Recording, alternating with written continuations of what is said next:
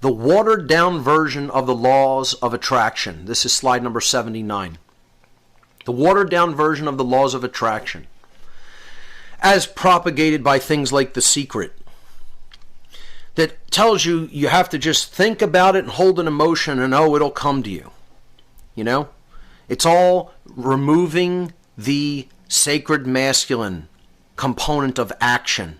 That action is required in the real world to make happen, to manifest what you're going to manifest, what you want to manifest. You know, it's all based on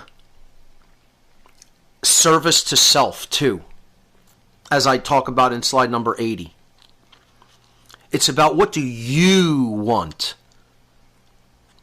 for you. Oh, you want that new job, you want that new car, you want that new house, you know, you want that new relationship. It's all about self-service, largely.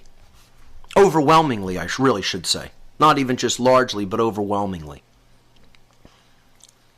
You know, it's about looking at only your microcosmic situation. It never talks about how do you want to influence people's mind and behavior in a big way so that they will stop acting in a capacity of coercion and violence and supporting that and thinking that that is okay to allow to just continue on unchallenged. Never gets into anything like that.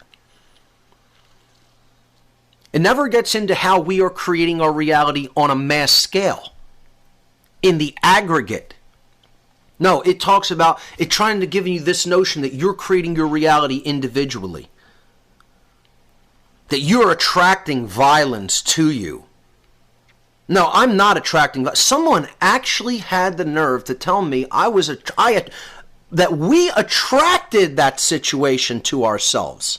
Really? Really?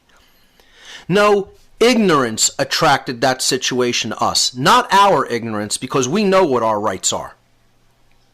The ignorance of society, of other people who abandon common sense and morality. That's what attracted that situation to us. Make no mistake about it. It was not us. We're doing what is right and doing a duty to inform people about what is wrong and how they're being taken. So don't give me the bullshit, which is exactly what it is, that somehow I attracted that situation. No, the ignorance of other people attracted that situation and its prevalence in society. The prevalence of that ignorance in society. Okay? That's like saying the Jews attracted the situation that happened to them in Nazi Germany. Yeah, they attracted the gas chambers to themselves. I mean, people who think this way are total dunces. Total dunces. And that's just how it has to be said.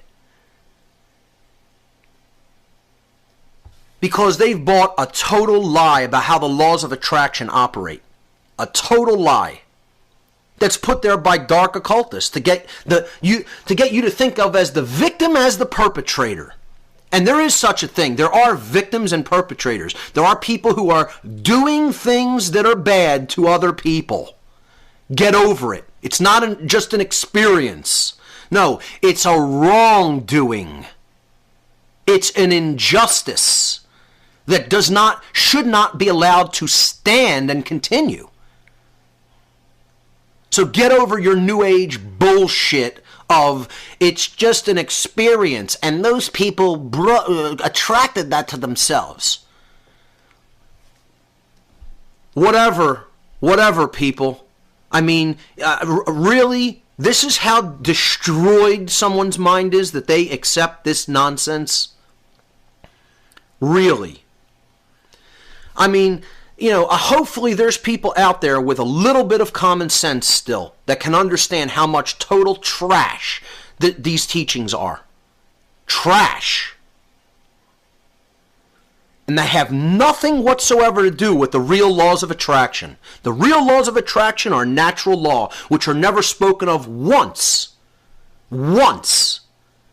in any aspect of the teachings of the so-called laws of attraction in the New Age movement. It's never mentioned. You want to know why? Because that's the deepest occulted information, and the New Age movement has no idea that it even exists. Because they've bought the occultist's agenda unknowingly to hide the truth about natural law as the real laws of attraction, and they're peddling this total, utter bullshit version, which is exactly what it is. Total bullshit based in ego. As I show on slide number 81. It's all about the self, service to self. That's it. And ultimately, it's bullshit. So, let's offer a correction and try to get people to understand how the real laws of attraction operate. And again, this is what the whole New Age seminar, the whole natural law seminar is going to be about. I guess this is the New Age seminar right now, teaching people what the New Age movement really is. You're in the New Age seminar right now, you know? A mini seminar on the deceptions of the New Age. The natural law seminar is going to explain about how the real laws of attraction operate. So let's get into this. Of course, the New Age movement's variation of the laws of attraction do not include action. They leave action out of the equation. Once again, this is the suppression of the sacred masculine. They all constantly talk about thoughts, holding a thought in your mind, a vision in your mind, and then feeling an emotion about it.